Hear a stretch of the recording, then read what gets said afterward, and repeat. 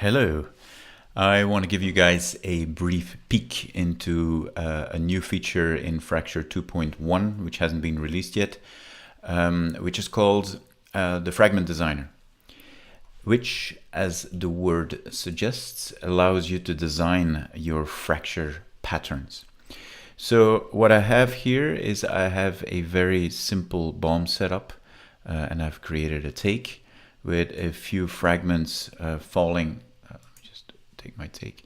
With a few fragments falling down. I have deliberately used a very small num points amount, so we have a little amount of fragments.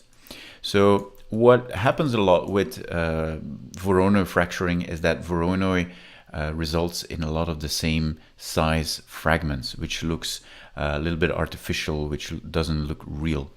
So as you know, with Fracture, there's many ways around that, and we just added one more, which is, if I just go to my live simulation, and if you go into your break node, and again, this is not available yet, this is a preview. If you go into your break node, there is an edit fragment button there now.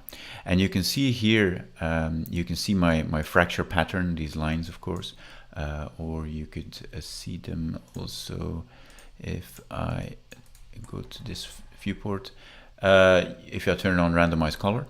And like I said, if you go into the edit fragment tool, and then you click on here in the toolbox, you will have settings that open up, and I'm going to increase my num points here to 100, and this will allow me to basically create patterns of 100 num points by just clicking and dragging.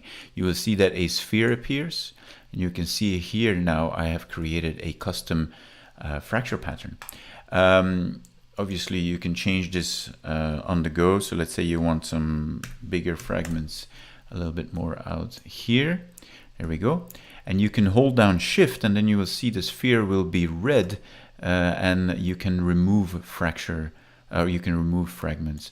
So this allows you in a very easy way to create extra detail exactly where you want it, like this. You can also go into radial, which gives you a little bit more features. For example, I have set my angular variation. If you hold your mouse over it, by the way, you can see here in the tooltips, and also there at your mouse, what the attributes do. So this is obviously the spiderweb pattern, which you can see here, and then you can do some pretty funky stuff. If I hold down shift now, I can start removing things, and this really breaks up the pattern, the fracture pattern. So if I now create a quick take, let me just write over the other one, go to my shot camera, and let's bake that. So as mentioned, this allows you to basically design your fracture pattern just exactly the way that you want.